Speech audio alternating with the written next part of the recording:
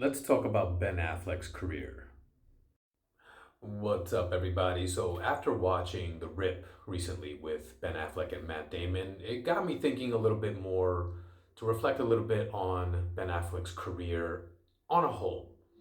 Now, believe it or not, I've always been a Ben Affleck fan. I never fell into the general negativity that surrounded him. I kind of understood it, but I never bought into it. I always kind of saw the talent and the skill he had in film in general. Of course, starting with his acting, but of course, then later on with his writing and directing.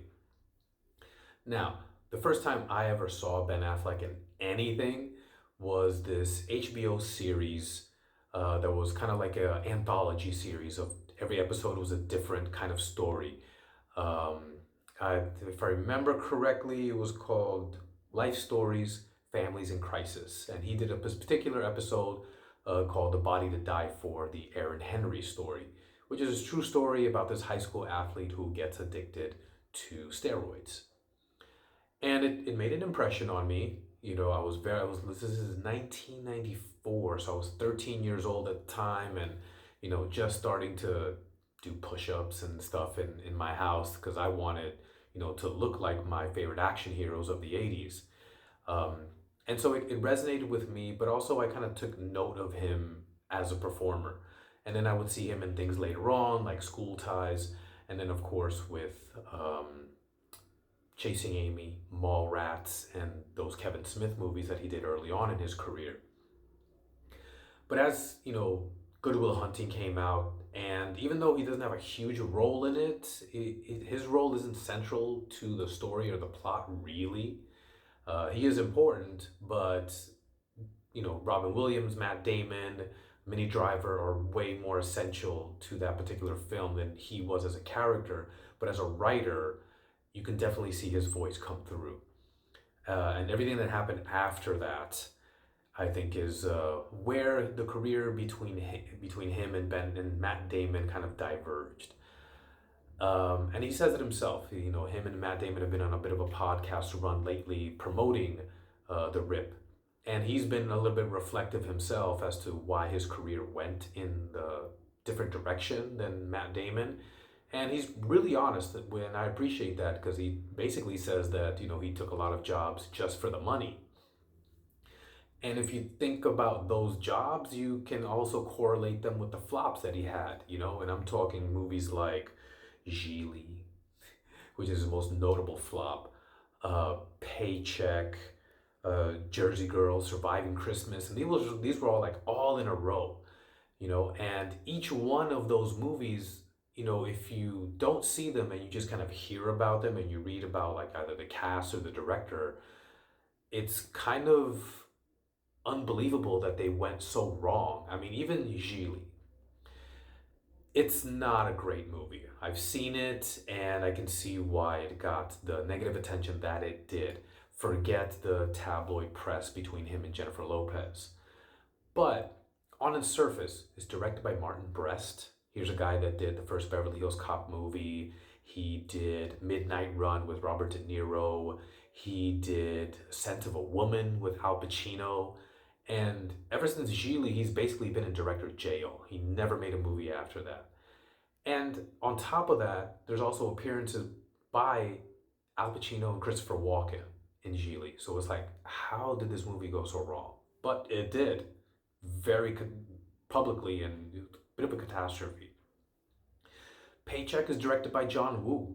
It's an okay action movie. It's got some really cool chase sequences, great action set pieces, as all John Woo movies do. But again, it just didn't resonate with audiences.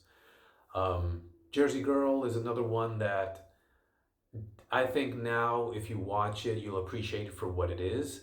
Um, Again, kind of a victim of the, whole hoopla of Bennifer, And even having said that, there's not a lot of Jennifer Lopez in that movie. It's based more him, Liv Tyler, George Carlin, who turns in a great performance as his dad.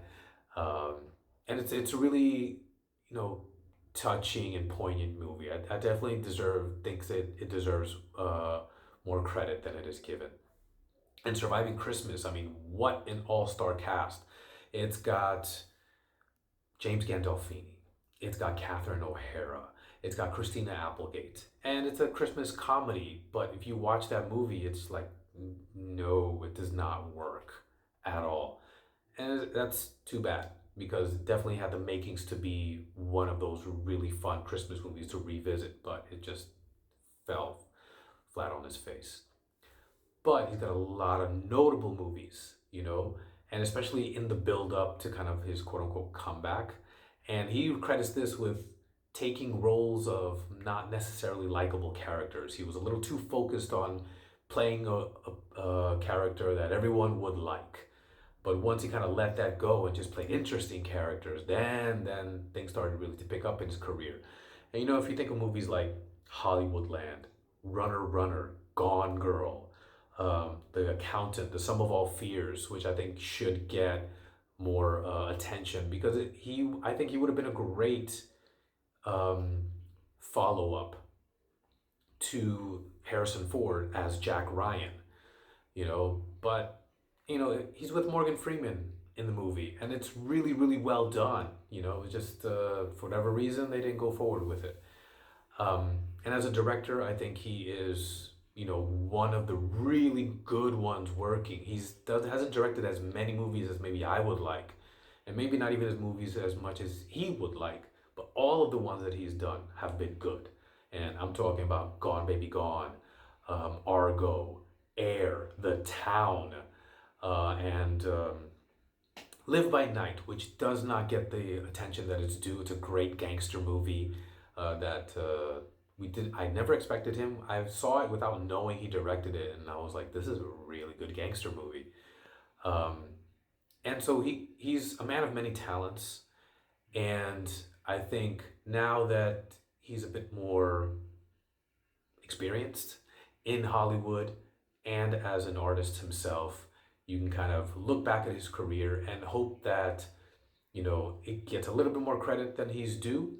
But also, I'm really, I'm really looking forward to what comes next. Especially if he's going to do more movies with Matt Damon, which I think would be a great thing because those two would just have great chemistry with each other.